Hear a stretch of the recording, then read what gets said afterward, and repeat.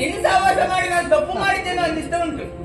ಅಲ್ಲದೆ ಹೋದ್ರೆ ಅರಮನೆಯಲ್ಲಿರುವಂತಹ ಹಣ ಒಡವೆಗಳನ್ನು ನಾನು ತಂದು ನಿನ್ನ ಕಾಲಿಗೆ ಸುರಿದಿದ್ದೇನೆ. ತಗೊಂಡು ಹೋಗು. ಇನ್ನು ಬೇಕಾ? ನನಗೊಂದು ಸ್ಥಾನವೂ ಇಲ್ಲ, ನಾಟ್ಯವೂ ಏನಂತ ಹೇಳಿಕೊಡ್ಲಿಲ್ಲ.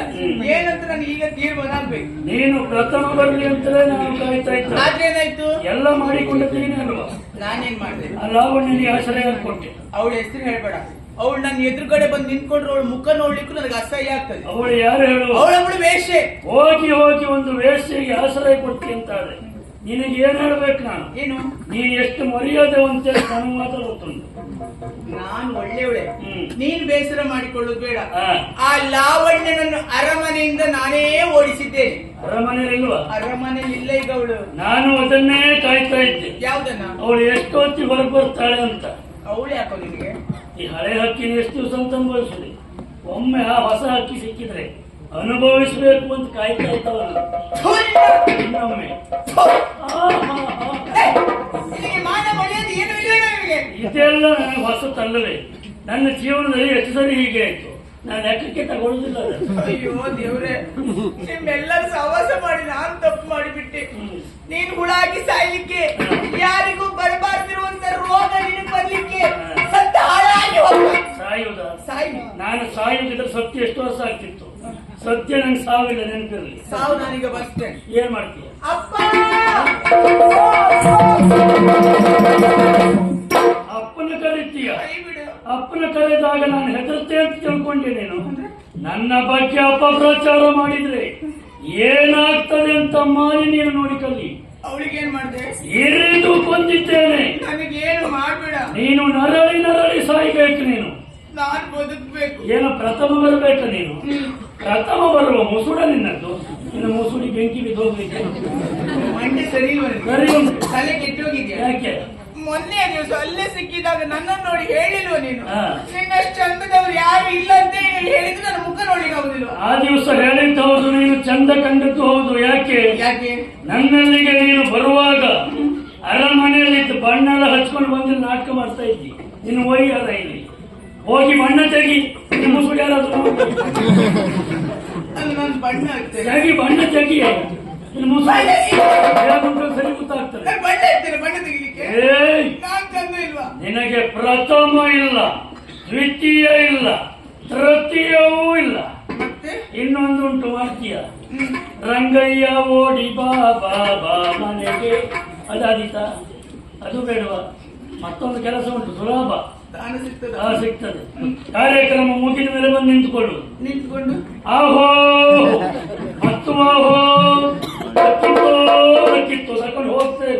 ಕೆಲಸ ಅಂತ ಇಲ್ಲ. ಒಳ್ಳೆಯವರಿಗೆಲ್ಲ ಬೇಗ ಸಾವು ಬರ್ತದೆ, ನಿನಗೆ ಸಾವು ಬರುದಿಲ್ವಲ್ಲ? ಆವತ್ತೇ ಸತ್ತೋಗ್ಬೇಕಿತ್ತು ನೀನು. ಇನ್ನು ಹೊಗೆ ನೋಡಿದ್ರೆ ನಾವು ಹೋಗುದಿಲ್ಲ. ನೀನು ಇವತ್ತೇ ಸತ್ತೋಗ್ತೇವೆ ಬೇಡ. ಈಗ ಬಿಡುದಿಲ್ವೇ? ಹೇಳಿದ್ದೆ. ನೀನು ನರಳಿ ಸಾಯ್ಬೇಕು ಅಂತ ಆದ್ರೆ ನಿನ್ನನ್ನು ಸೆರೆಗೆ ಹಾಕ್ತೇನೆ. ಯಾರಲ್ಲಿ ಹಾಕಿ ಸೆರೆಗೆ. ಈಕೆಯನ್ನ ಸೆರೆಗೆ ಹಾಕಿದ್ದೇನೆ. ಸರಪಂಚನಿಗೆ ಲೇಖನ ಬರೆದು ಕಳುಹಿಸುತ್ತೇನೆ. ಲಾವಣ್ಯನ್ನ ಕಳುಹಿಕೊಟ್ಟದೆ ಹೌದು ಅಂತಾದ್ರೆ ಈಕೆಯನ್ನ ಸೆರೆಯಿಂದ ಬಿಡಿಸ್ತೇನೆ. ಇಲ್ಲದೆ ಹೋದ್ರೆ ಸೆರೆಯಲ್ಲೇ ಇವಳು ಸಾಯ್ಬೇಕು. ನಾನು ಯಾರು? ಚಂದ್ರ. ಮಾತನ್ನ ಚಂದ್ರ. ಲಾವಣ್ಯನನ್ನು ಕರೆದುಕೊಂಡು ಹೋಗಲಿಕ್ಕಾಗಿ ನಾನು ಬಂದದ್ದು.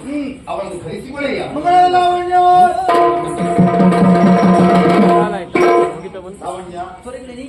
ನನ್ನ ಮನೆಯ ಸೇವಕಿಯಾಗಿ ನನ್ನ ಮನೆಯಲ್ಲಿ ನೀನು ಸೇರಿಕೊಳ್ಳಿ. ನನ್ನ ಮಗನಾದಂತ ವಂಶೀಯ ಬದುಕನ್ನು ನೀನು ಬದಲಿಸಿ. ಆದರೆ ಎಲ್ಲವರ ಮುಂಭಾಗದಲ್ಲಿ ನಿನ್ನನ್ನು ವೇಷಿಯ ಮೊದಲಿಗೆ ಕರೆದು ನಿನ್ನನ್ನು ನಿಕೃಷ್ಟವಾಗಿ ಕಂಡವನಿಗೆ ಕಾಳಿಂಗ. ಅದಕ್ಕಾಗಿ ನಿನ್ನನ್ನು ಕ್ಷಮೆ ಯಾಚಿಸುತ್ತಾ ಇದ್ದೀನಿ. ನಿಮ್ಮ ಮನೆ ಅನ್ನದ ಋಣ ಇತ್ತು ನನ್ನ ಪಾಲಿಗೆ. ಯಾವ ಕಾಲಕ್ಕೂ ನೀವು ಕೈ ಮುಗಿಬೇಡಿ. ಆದರೂ ಸಹ ಈ ಹೊತ್ತಿನಲ್ಲಿ ನಿನ್ನ ಸಹಾಯ ಯಾಚಿಸಿ ನಾನು ಬಂದದಮ್ಮ. ಆ ಮದನ ಚಂದ್ರ ಲೇಖನ ಬರೆದು ಕಳಿಸಿಕೊಟ್ಟಿದ್ದಾನೆ. ನಿನ್ನ ಮಗಳನ್ನು ಬಿಡಬೇಕಾದ್ರೆ ಲಾವಣ್ಯನನ್ನು ಕಳಿಸಿಕೊಡು ಕಾಳಿಗೆ ಎಂಬುದಾಗಿ. ಅದಕ್ಕಾಗಿ ನನ್ನ ಮಗಳನ್ನು ನನಗೆ ಉಳಿಸಿಕೊಡು ತಾಯಿ. ಬೇಡುವುದು ತರುವಲ್ಲ ಹತಭಾಗ್ಯ ನಾನರಿತೆ. ಕೂಡಿಲ್ಲದಿಗ ನಾನು ಪಂಜರದ ಪಕ್ಷಿ, ಕೂಡಿಲ್ಲದಿಗ ನಾನು ಪಂಜರದ ಪಕ್ಷಿ. ನಾನು ಬೆಳೆದು ನನಗೆ ಮಂಗಲನ ಪೊಳೆಯುವೆನು. ಕಾಯುವೆನು ಆನಂದಿನ ಹಕ್ಕಿನ ಪಂಜರದ ಪಕ್ಷಿ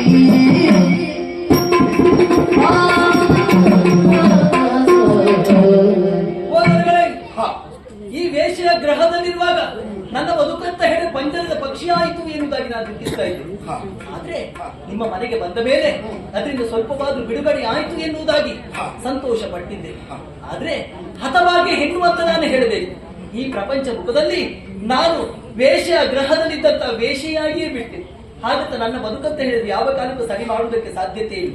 ನಿಮ್ಮ ಮಗಳಾದಂತಹ ಅವಳ ಬದುಕು ಹಾಳಾಗುವುದಕ್ಕೆ ನಾನು ಬಿಡುವುದಿಲ್ಲ. ನನ್ನ ಪ್ರಾಣವನ್ನು ಕೊಟ್ಟಾದ್ರೂ ನಿಮ್ಮ ಮಗಳನ್ನು ನಾನು ರಕ್ಷಣೆ ಮಾಡ್ತೇನೆ.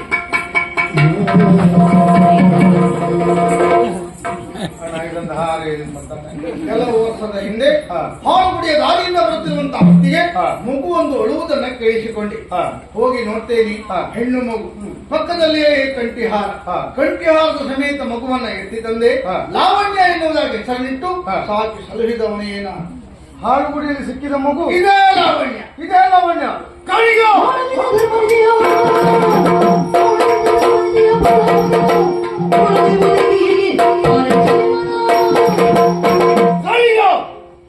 ನೀನು ಒಬ್ಬ ಮನುಷ್ಯನಾಗಿ ಮನುಷ್ಯತ್ವ ಬಿಟ್ಟು ವ್ಯವಸ್ಥೆ ಇದ್ದಲ್ಲ. ಸುಖದ ಸೌಧವನ್ನು ಕಟ್ಟದಕ್ಕಾಗಿ ಧರ್ಮಾತ್ಮ ಮಹಾರಾಜರ ಬದುಕನ್ನೇ ಸರ್ವನಾಶ ಮಾಡಿದ ಪಾಪಿ ನೀನಿದ್ದಿ. ಇದೇ ಲಾವಣ್ಯ ಸಣ್ಣ ಮಗುವಾಗಿದ್ದಾಗ ನಾಮಕರಣವನ್ನು ಏರ್ಪಡಿಸಿದ್ದಾರೆ. ಊರಿನವರು ಪರವೂರಿನವರು ಬರ್ತಾರೆ ಎನ್ನುವ ಕಾರಣಕ್ಕಾಗಿ ವಿಶೇಷ ಅಡುಗೆ ಮಾಡಿದವರು ನಾನಿದ್ದೇನೆ. ಆ ಸಂದರ್ಭದಲ್ಲಿ ಯಾರಿಗೂ ತಿಳಿಯದ ಹಾಗೆ ವಿಷ ಹಾಕಿದ ಪಾಪಿ ನೀನಿದ್ದಿ. ಅದೆಷ್ಟೋ ಜನರನ್ನು ಬಲಿ ತೆಗೆದುಕೊಂಡೆ. ಅಷ್ಟಕ್ಕೆ ಮುಕ್ತಾಯ ಆಗಲಿಲ್ಲ. ಮಹಾರಾಜರನ್ನು ಕೊಲ್ಲುವುದಕ್ಕಾಗಿ ಅಟ್ಟಿಸಿಕೊಂಡು ಹೋದೆ. ಅವರ ಹಿಂದೆ ನಾನು ಹೋದವರಿದ್ದೇನೆ. ಕಾಡು ಮಾರ್ಗದಲ್ಲಿ ಹೋದಾಗ ಆ ಮಗುವನ್ನೇ ಕೈಕೊಟ್ಟರು. ಹೇಗಾದ್ರೂ ಮಾಡಿ ಈ ಮಗುವನ್ನು ರಕ್ಷಣೆ ಮಾಡುವ ಅಂತ ಹೇಳಿದ್ರು. ಯಾರಿಗೂ ತಿಳಿಯದ ಹಾಗೆ ಹಾಡುಗುಡಿಯಲ್ಲಿ ಆ ಮಗುವನ್ನು ಇದ್ದವರು ನಾನಿದ್ದೇನೆ. ಮಹಾರಾಜರನ್ನು ಕೊಂದೆ, ನನ್ನಲ್ಲಿಗೆ ಬಂದೆ. ಮಗುವಿನಲ್ಲಿ ಕೇಳಿದಾಗ ಗೊತ್ತಿಲ್ಲ ಎನ್ನುವ ಹಾಗೆ ನಾಟಕವಾಡಿದೆ. ನಾನು ಬದುಕುವುದಕ್ಕಾಗಿ ನೀನು ಕೊಟ್ಟಂತ ಉದ್ಯೋಗವನ್ನು ಇಷ್ಟೆಂದು ಮಾಡಿಕೊಂಡು ಬಂದೆ. ವಂಶಿ ಬೆಟ್ಟದಿಂದ ಬಿದ್ದ, ಅವನನ್ನು ತಿದ್ದುವುದಕ್ಕೂ ಸರಿಪಡಿಸುವುದಕ್ಕಾಗಿ ಇದೇ ಲಾವಣಿಯನ್ನು ಕರೆತಂದೆ. ಆ ಸಂದರ್ಭದಲ್ಲಿ ನೀವು ಅಪ್ಪ ಮಗಳು ಸೇರಿ ಕೊಡಬಾರ ಚಿತ್ರಹಿಂಸೆಯನ್ನು ಕೊಟ್ಟಿ ಆ ವಂಶಿ ಎಷ್ಟೆಲ್ಲ ನೋವು ಕೊಟ್ಟ ಎಲ್ಲವನ್ನು ಅನುಭವಿಸಿಕೊಂಡು ಈ ಅರಮನೆಯಲ್ಲಿ ದಿನ ಕಳೀತಾ ಇದ್ದಾಳೆ. ಈ ಕೊನೆಯ ಗಳಿಗೆಯಲ್ಲಿ ನಿನ್ನ ಮಗಳ ಮಾನವನ್ನು ಕಾಪಾಡುವುದಕ್ಕಾಗಿ ತಾನು ಒಬ್ಬರು ರಾಜಕುಮಾರಿ ಎನ್ನುವಂತ ವಿಷಯ ಗೊತ್ತಿಲ್ಲದೆ ಬಲಿ ಆಗ್ತದೆ. ಸಾಕು, ಮಾತಿನ ಮೂಲಕವಾಗಿ ಮತ್ತೆ ಮತ್ತೆ ನನ್ನನ್ನು ಚುಚ್ಚುವುದಕ್ಕೆ ಮುಂದಾಗಬೇಡ. ಈಗಾಗಲೇ ಆ ಪಾಪದ ಪ್ರಜ್ಞೆ ಏನು ಅಂತ ನನ್ನನ್ನು ಕಾಡ್ತಾ ಉಂಟು. ಸ್ವಾರ್ಥವೇ ತುಂಬಿಕೊಂಡಿರುವಂತಹ ಈ ಕಾಳಿಂಗನ ಬದುಕಿನಲ್ಲಿ ಇಲ್ಲಿವರೆಗೆ ನಾನು ಮಾಡಿದಲ್ಲ ತಪ್ಪೆ. ಇನ್ನು ಮುಂದೆ ನನ್ನಿಂದ ಯಾವುದೇ ತಪ್ಪುಗಳಾಗಬಾರದು. ನನ್ನ ಮಗಳು ನನಗೆ ಎಷ್ಟು ಮುಖ್ಯವೋ ಲಾವಣ್ಯನ ಜೀವನ ಅಷ್ಟೇ ಮುಖ್ಯ. ಅವಳನ್ನು ಉಳಿಸಿಕೊಳ್ಬೇಕು. ನಿಮ್ಮೆಲ್ಲರನ್ನು ಬಿಟ್ಟು ಉನ್ನತವಾದಂತ ಶಿಕ್ಷಣ ಪಡೆದಕ್ಕಾಗಿ ಗುರುಮಟ್ಟದಂತ ಮುಖ ಮಾಡಿದವ ನಾನು.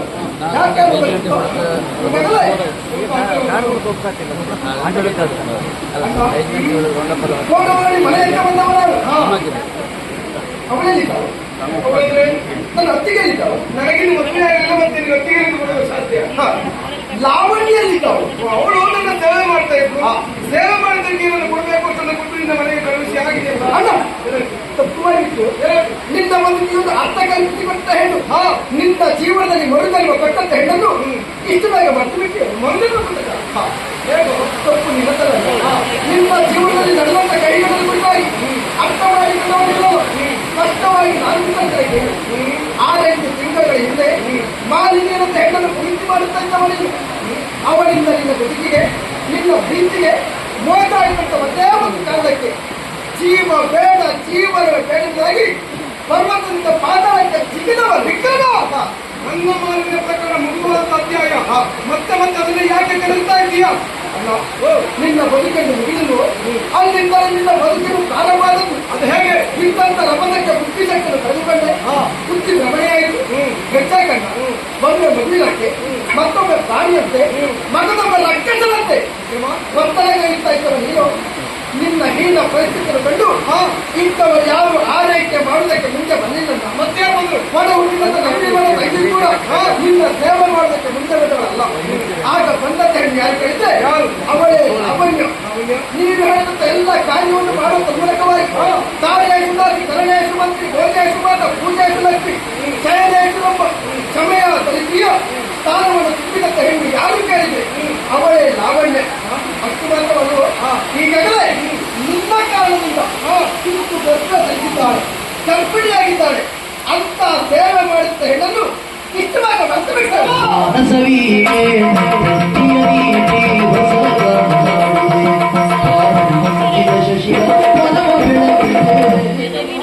ನಾವೆಂತ ತಪ್ಪು ಮಾಡಿಬಿಟ್ಟನು? ಕಟ್ಟುಕಳಕ್ಕೆ ವರ್ತನೆ ಮಾಡಿಬಿಟ್ಟು ನನಗೆ ಯಾವುದು ನೆನಪಿಗೆ ಬರಲಿಲ್ಲ ತಮ್ಮ. ನೆನಪಿಗೆ ಬಂದಿಲ್ಲ. ಇಷ್ಟು ನನ್ನ ಸೇವೆ ಮಾಡುತ್ತ ಲಾವಣ್ಯ ಈಗ ಏನಿದ್ದಾಳೋ ನಾನು ಗೊತ್ತಿಲ್ಲ. ಏನು